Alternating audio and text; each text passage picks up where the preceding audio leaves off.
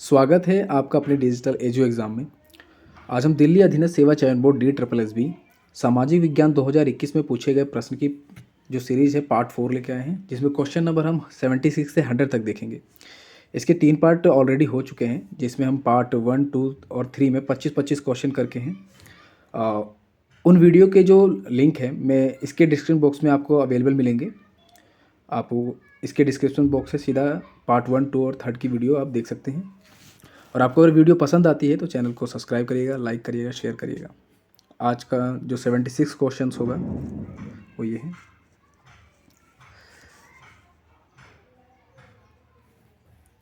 Question 76 आज का, भारतीय रिजर्व बैंक के निम्नलिखित में से कौन सा कार्य सही है? भारतीय रिजर्व बैंक के निम्नलिखित में से कौन से कार्य सही हैं, हमें बताना है। क्या ये बैंकों का बैंकर है भारतीय रिजर्व बैंक, या मुद्रा जारी करता है? तो ये दोनों ही है, बैंकों का बैंकर भी है और मुद्रा जारी करता भी है। इसमें ऑप्शन जो है थर्ड जो इसका करेक्ट आंसर होगा। आगे चलते हैं। 77वां क्वेश्चन होगा, निम्नलिखित में से किस भारतीय राज्य की सदन में सबसे अधिक विधानसभा सीटें हैं? सबसे अधिक जो राज्य की सदन में सबसे अधिक जो विधानसभा की सीटें हमें देखने को मिलती है उत्तर प्रदेश की मिलती है, 403 के आसपास होती है अभी फ़िलहाल तो। क्वेश्चन 78 होगा, एक सरकार को डैश के लिए खाद्यान्न के सुरक्षित यानी बफर भंडार को प्रबंधित करने की आवश्यकता होती है। पहला है अंतर मौसमी कीमतों में उतार चढ़ाव को नियंत्रित करने के लिए, दूसरा होता है सार्वजनिक वितरण प्रणाली चलाए रखने के लिए। तो इसमें से कौन सा करेक्ट आंसर था? तो ये दोनों ही करेक्ट आंसर बनेंगे इसके, तो यानी 1 और 2 दोनों सही है। 79 क्वेश्चन, निम्नलिखित में से कौन सा संकेतक शिक्षा में जेंडर आधारित प्रदर्शन को प्रकट करता है? जेंडर आधारित प्रदर्शन को प्रकट करता है। अच्छा, एक चीज़ और, ये जो पार्ट 4 है ना, इसमें आपको इकोनॉमिक्स से, पॉलिटी से, ज्योग्राफी से, हिस्ट्री से आपको क्वेश्चन यहाँ देखने को मिलेंगे इस वाले सेक्शन में, ख़ास तौर पे जो लास्ट में, और आपके पेडागोजी से भी रहेंगे रिलेटेड। 79 क्वेश्चन जैसा कि दिया हुआ है, निम्नलिखित में से कौन सा संकेतक शिक्षा में जेंडर आधारित प्रश्न को प्रकट करता है? तो पहला सकल नामांकन अनुपात, दूसरा जेंडर समता सूचकांक। तो कौन सा करेक्ट आंसर बनेगा इसका? तो ये दोनों ही है, तो 1 और 2 दोनों करेक्ट आंसर है। 80 क्वेश्चन पे आते हैं हम। भारतीय संघवाद में संघीय सत्ता के केंद्रीकरण के 2 व्यापक प्रकार पाए जाते हैं। निम्नलिखित में से कौन से वे प्रकार नहीं हैं? ध्यान दीजिएगा, नहीं पूछ रहा है। परिस्थितिजन्य, सहमतिजन्य। तो 80 का जो करेक्ट आंसर बनेगा वो बनेगा 4, ना ही 1 ना ही 2। 81 का क्वेश्चन देखते हैं हम। निम्नलिखित में से कौन सा समाजवादी लोकतंत्र का एक सिद्धांत नहीं है? कौन सा एक समाजवादी लोकतंत्र का सिद्धांत नहीं है? पहला समतावाद, दूसरा तर्कवाद, तीसरा नीतिज्ञता और चौथा है निरंकुशता। तो इसका जो करेक्ट आंसर बनेगा निरंकुशता। लोकतंत्र में निरंकुश नहीं चलता है। 82 को देखते हैं हम क्वेश्चन। वर्ष 1959 में नेपाल का रॉयल लोकतांत्रिक संविधान डैश द्वारा तैयार किया गया था। किसके द्वारा तैयार किया गया था? राजा त्रिभुवन के द्वारा, राजा नारायण शाह के द्वारा, राजा वीरेंद्र या राजा महेंद्र। तो इसका जो करेक्ट आंसर बनेगा वो बनेगा राजा महेंद्र। 4 इसका करेक्ट आंसर होगा। 83 देखते हैं।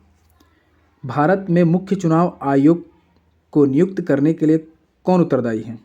क्या भारत के उपराष्ट्रपति हैं, अटॉर्नी जनरल है भारत के, या प्रधानमंत्री हैं भारत के, या भारत के राष्ट्रपति? तो ऑप्शन 4 इसका करेक्ट आंसर बनेगा, भारत के राष्ट्रपति। 84 क्वेश्चन देखते हैं। भारतीय संविधान के भाग 1 के निम्नलिखित में से कौन से अनुच्छेद सही से सुमेलित हैं? सही से सुमेलित हैं बात कर रहे हैं। पहला अनुच्छेद 1 नए राज्यों का गठन, या अनुच्छेद 3 नए राज्यों का प्रवेश या स्थापना। तो इसका जो करेक्ट आंसर बनेगा वो थर्ड है, ना ही एक ना ही दो, यानी ये दोनों कोई नहीं है। ठीक है, 85वां क्वेश्चन आएगा।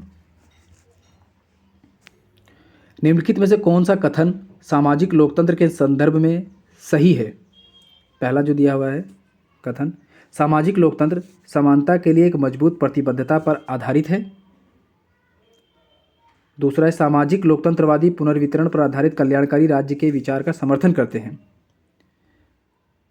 तो ये दोनों ही करेक्ट आंसर हैं, तो ऑप्शन 1 और 2 दोनों इसमें मिलेगा दूसरे में। ठीक, 86 क्वेश्चन आता है हमारे पास। किसी भी व्यक्ति को उसके जीवन या व्यक्तिगत स्वाधीनता से वंचित नहीं किया जाना चाहिए, यह प्रावधान भारतीय संविधान के किस अनुच्छेद द्वारा कहा गया है? तो ये सीधा सीधा है 21 में, अनुच्छेद 21 में कहा। 87 क्वेश्चन देखते हैं। 87 क्वेश्चन होगा, नेपाल में राणाकृषि के संदर्भ में निम्नलिखित में से कौन सा कथन सही है? कौन सा कथन सही है? पहला, राणा शासकों ने मुल्की ऐन के माध्यम से नेपाली कानून को कूटीकृत किया, जिसने सिद्धांत रूप में कानून के समक्ष समानता का आश्वासन दिया। दूसरा है, राणा शासकों ने 1920 में सती प्रथा को समाप्त कर दिया। तो जो 87 का जो आंसर बनेगा वो करेक्ट है दोनों, तो पहला और दूसरा दोनों हमें यहाँ मिलता है। 88 वाला क्वेश्चन है, भारत में 42वां संवैधानिक संशोधन अधिनियम डैश में पारित किया गया था। ये कब पारित किया गया था? 42वां संवैधानिक संशोधन कब पारित किया गया था?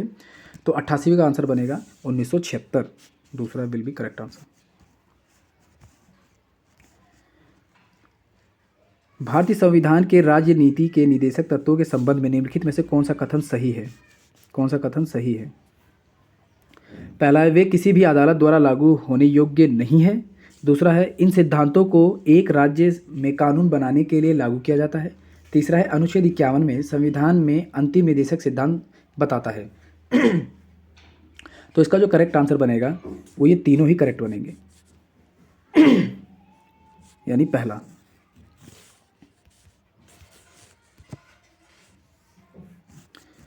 नाइन्टी पे आते हैं क्वेश्चन। भारतीय संविधान की प्रस्तावना में दिखाई दिए जाने के अनुसार दिए गए प्रमुख शब्दों को व्यवस्थित करें तथा फिर सही संयोजन को चुनें, यानी पहले कौन आ रहा है उसके हिसाब से बताना है। हमारी जो प्रस्तावना है, जो प्रेमबल हमारा है, उसके अनुसार पहला है जो पी जो ऑप्शन में दे रखा है, पंथ निरपेक्ष, आर में समाजवादी, क्यू में लोकतंत्रात्मक। तो कौन है उसके हिसाब से बता रहे हैं। तो 90 का जो आंसर बनेगा वो हमारा आर पी क्यू बनेगा। आर पी क्यू, पहले आर आएगा, पहले आर आएगा, फिर पी आएगा, फिर क्यू आएगा। तो ये करेक्ट आंसर है, आर पी क्यू। क्वेश्चन 91 आ गया। निम्नलिखित में से कौन सा कथन सही है? आकलन घटना जिसमें एक विशेष अवधि में उस पर एकत्रित संख्यात्मक और या गुणात्मक जानकारी को ध्यान में रखते हुए पर किए गए मूल्य निर्णय से संदर्भित हैं। दूसरा कहता है कथन, मूल्यांकन एक ऐसी प्रक्रिया है जिसके द्वारा किसी ज्ञात उद्देश्य या लक्ष्य के सापेक्ष सूचना प्राप्त की जाती है। तो करेक्ट आंसर कौन सा बनेगा हमें ये बताना है 91 का। तो करेक्ट आंसर इन दोनों में से कोई है ही नहीं, पहली बात तो यानी ना ही एक और ना ही दो, चौथा सही है। 92, निम्नलिखित में से कौन सा कथन सामाजिक विज्ञान की प्रकृति की विशेषता बताता है? पहला है, सामाजिक विज्ञान ज्ञान का वह पहलू है जिसका विभिन्न सामाजिक सांस्कृतिक क्षेत्रों में मनुष्यों की गतिविधियों पर सीधा प्रभाव पड़ता है। दूसरा, सामाजिक विज्ञान मानव संबंधों के बारे में सच्चाई का पता लगाने का प्रयास करता है, जो अंततः सामाजिक उपयोगिता और ज्ञान की उन्नति में योगदान देते हैं। तो 92 का जो करेक्ट आंसर बनेगा वो है पहला, यानी कि ये भी करेक्ट है और ये भी करेक्ट है। 93 क्वेश्चन, व्यक्तित्व निम्नलिखित में से किससे युक्त होता है? व्यक्तित्व निम्नलिखित में से किससे युक्त होता है? तो हमें बताना है। क्या पहला इसका दिया आपके चलने का तरीका या आप जिस तरह से कार्य करते हैं। तो 93 का जो आंसर बनेगा वो ये दोनों ही बनेगा, यानी 4।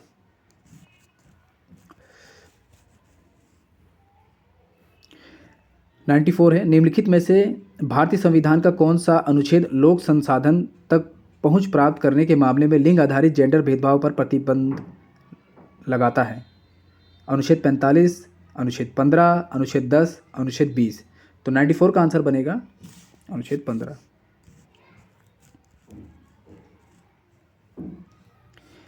95 क्वेश्चन है, निम्नलिखित में से उदाहरण शिक्षार्थी केंद्रित सामाजिक विज्ञान कक्षा की सामान्य विशेषता का कौन सा संयोजन सही है, हमें ये बताना है।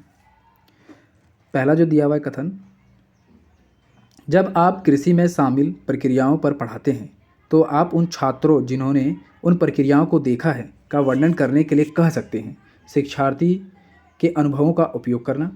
दूसरा दिया, यदि स्कूल स्वास्थ्य संबंधी मुद्दों पर एक वार्ता आयोजित करना चाहता है तो स्थानीय स्वास्थ्य कार्यकर्ता को बच्चों को संबोधित करने के लिए आमंत्रित किया जा सकता है। सामुदायिक संसाधनों का उपयोग हो रहा है, तो इसमें हम करेक्ट आंसर बताना हमें।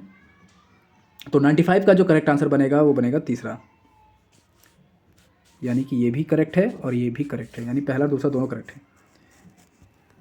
96 क्वेश्चन, शिक्षा की दृष्टि से समावेशी शिक्षा की क्या आवश्यकता है? समावेशी शिक्षा की क्या आवश्यकता है शिक्षा की दृष्टि से?